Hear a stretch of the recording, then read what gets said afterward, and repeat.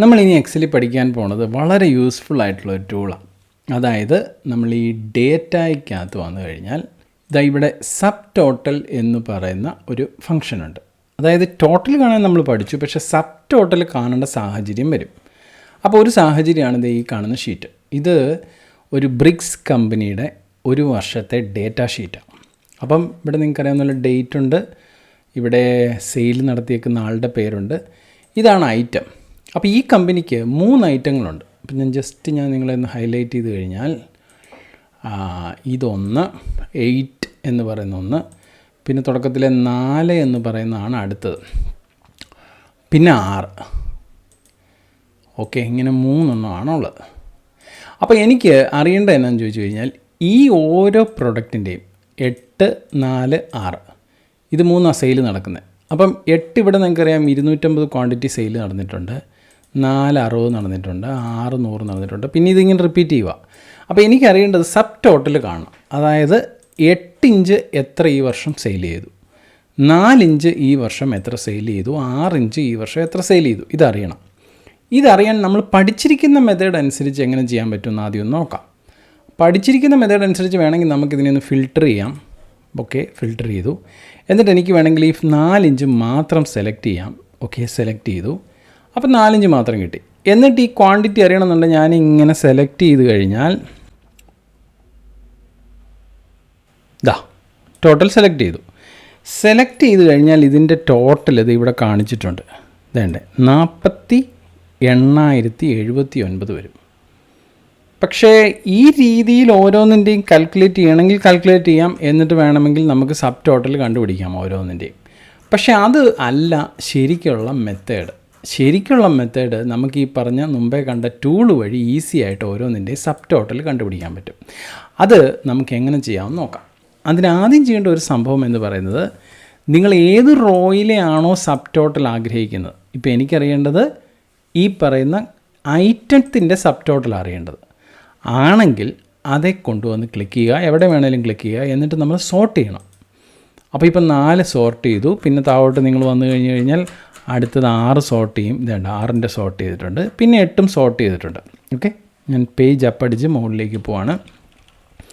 അപ്പം നമ്മൾ സോർട്ട് ചെയ്ത് കഴിഞ്ഞ് ഈ സബ് ടോട്ടലെ ക്ലിക്ക് ചെയ്യുക. അപ്പം ഇവിടെ നമുക്ക് മാറ്റി കൊടുക്കാം. നമുക്ക് പലത് വെച്ചും സബ് ടോട്ടൽ കാണാം. എനിക്കിപ്പോൾ കാണേണ്ടത് ഐറ്റം നെയിം വെച്ചിട്ടായതുകൊണ്ട് ഐറ്റം നെയിം സെലക്ട് ചെയ്യുന്നു. പിന്നെ ചോദിക്കുകയാണ് എന്താ നിങ്ങൾക്ക് കണ്ടുപിടിക്കേണ്ടത് സബ് ടോട്ടൽ. നമുക്ക് ടോട്ടൽ ക്വാണ്ടിറ്റിയാണ് വേണ്ടത്. അപ്പം സം ആണല്ലോ ഫംഗ്ഷൻ, സം ആണ്. പിന്നെ ചോദിക്കുന്നത് എന്തിൻ്റെ സബ് ടോട്ടലാണ് വേണ്ടതെന്ന്. നമുക്കിവിടെ പല ഓപ്ഷനുണ്ട്. നമുക്ക് വേണ്ട ഓപ്ഷൻ എന്ന് പറയുന്നത് ക്വാണ്ടിറ്റിയാണ്. ഇനി എമൗണ്ട് വേണമെങ്കിൽ എമൗണ്ടും കിട്ടും കേട്ടോ. ഇവിടെ നമുക്ക് ഇതുണ്ട്, ടോട്ടൽ എമൗണ്ട് ഉണ്ടല്ലോ. അപ്പോൾ നമ്മൾ എമൗണ്ട് സെലക്ട് ചെയ്ത് കഴിഞ്ഞാൽ എമൗണ്ട് നമുക്ക് വേണമെങ്കിൽ സബ് ടോട്ടൽ കിട്ടും. പക്ഷേ ഈ കേസിൽ എനിക്ക് ക്വാണ്ടിറ്റി മാത്രം മതി. അത് സെലക്ട് ചെയ്യുന്നു, ഓക്കെ പ്രസ് ചെയ്ത് കഴിഞ്ഞാൽ സംഭവിക്കുന്നത് എന്താണെന്ന് കണ്ടോ. നമുക്ക് നോക്കാം. 4 ഇഞ്ചിൻ്റെ താഴെ ഒരു സബ് ടോട്ടൽ വന്നിട്ടുണ്ടായിരിക്കും. ഇതുണ്ടോ 4x4x14 സബ് ടോട്ടൽ എത്രയാണ്? നമ്മൾ മുമ്പേ കണ്ട 48,000 തന്നെ ഇവിടെ വന്നു. ഇനി 6ൻ്റെ സബ് ടോട്ടൽ ഇവിടെയുണ്ട്. സ്ക്രോൾ ചെയ്ത് താഴോട്ട് നിങ്ങൾ പോയി കഴിഞ്ഞാൽ ഇതാ 6 എന്ന് പറയുന്നത് 86,000 ഉണ്ട്. 8ൻ്റെ സബ് ടോട്ടലും അങ്ങനെ താഴെ കിട്ടും. പക്ഷേ ഇങ്ങനെ നിങ്ങൾ സ്ക്രോൾ ചെയ്ത് പോകണമെന്നില്ല. അതിനൊരു ഈസി മെത്തേഡുണ്ട് ഈ സബ് ടോട്ടലിൽ. ഈസി മെത്തേഡ് എന്താണെന്ന് ചോദിച്ചു കഴിഞ്ഞാൽ, ഞാൻ ഏറ്റവും ടോപ്പ് റോയിൽ വരുന്നു. ഇവിടെ നിങ്ങൾ ശ്രദ്ധിച്ചു കഴിഞ്ഞാൽ ഇവിടെ 1 2 3 എന്നും പറഞ്ഞുകൊണ്ട് കുറേ ഫങ്ഷൻസ് ഉണ്ട്. അത് ഇതിൻ്റെ സമ്മറിയാണ്. നമുക്ക് ആദ്യം 1-ൽ ക്ലിക്ക് ചെയ്യാം. അപ്പോൾ ടോട്ടൽ കിട്ടി, ഗ്രാൻഡ് ടോട്ടൽ ക്വാണ്ടിറ്റിയാണ് ഇവിടെ കാണിച്ചേക്കുന്നത്. ഇനി 2 ക്ലിക്ക് ചെയ്യുമ്പോൾ ഇത് കണ്ടോ, ഓരോന്നിൻ്റെ സമ്മറി കിട്ടും. 48,000, 86,000. ഇതുണ്ട്, നമ്മൾ സ്ക്രോൾ ചെയ്ത് പോകേണ്ട കാര്യമില്ല. 56,000. 3 ക്ലിക്ക് ചെയ്താൽ ഫുൾ എക്സ്പാൻഡ് ചെയ്തിട്ട് മൊത്തം വ്യൂ കിട്ടും. അപ്പോൾ ഇവിടെ നിന്ന് നമുക്ക് ഇതുപോലെ സമ്മറിയും കിട്ടും എന്നുള്ളതാണ് ഒരു അഡ്വാൻറ്റേജ്. ഇനി മറ്റൊരു പ്രയോജനം പറയാം. ഈ റോയിൽ നിങ്ങൾ നോക്കിക്കഴിഞ്ഞാൽ കുറേ പ്ലസ് സിമ്പിൾ കാണിച്ചിട്ടുണ്ട്. അതായത് ഓരോ കാറ്റഗറിയും നമുക്ക് എക്സ്പാൻഡ് ചെയ്യാനും പറ്റും. അപ്പോൾ ഇവിടെ ക്ലിക്ക് ചെയ്ത് കഴിഞ്ഞാൽ ഇത് കണ്ടോ, ആ 4 ഇഞ്ച് മാത്രം എക്സ്പാൻഡ് ചെയ്തിട്ടുണ്ട്.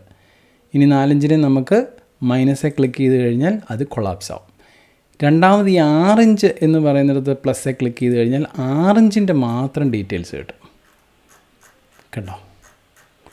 അപ്പം നമുക്ക് ഇൻഡിവിജ്വലി നമ്മൾ ചൂസ് ചെയ്യുന്ന പ്രൊഡക്റ്റിനെ നമുക്ക് ഇതുപോലെ കാറ്റഗറൈസ് ചെയ്യാൻ പറ്റും. അപ്പോൾ ഇതൊരു അഡ്വാൻറ്റേജ് അല്ലേ? അപ്പോൾ നിങ്ങളും ഇതുപോലെ സബ് ടോട്ടൽ കാണേണ്ട ഒരു സാഹചര്യം വന്നു കഴിഞ്ഞാൽ ഈ ഒരു മെത്തേഡ് യൂസ് ചെയ്യുന്നതായിരിക്കും ഏറ്റവും അഡ്വാൻറ്റേജസ്. കാരണം വളരെ എളുപ്പമാണ്. അതിൻ്റെ ഏറ്റവും വലിയ അഡ്വാൻറ്റേജ് എന്ന് പറയുന്നത് ഇതുപോലെ സമ്മറിയും നമുക്ക് ഇതുപോലെ കിട്ടും. പക്ഷേ ഇനി വരുന്ന എക്സൽ ക്ലാസ്സുകളിൽ ഇതിലും ഈസിയായ മെത്തേഡുകളുണ്ട്. നമ്മളിനി അതൊക്കെയാണ് പഠിക്കാൻ പോണത്. നമുക്ക് ആ വീഡിയോയിൽ കാണാം. ഈ ഒരു എക്സൽ ഷീറ്റ് നിങ്ങൾക്ക് ഡൗൺലോഡ് ചെയ്യണമെന്നുണ്ടെങ്കിൽ റിസോഴ്സ് സെക്ഷനിലുണ്ട്, നിങ്ങൾക്ക് ഡൗൺലോഡ് ചെയ്യാൻ പറ്റും. താങ്ക്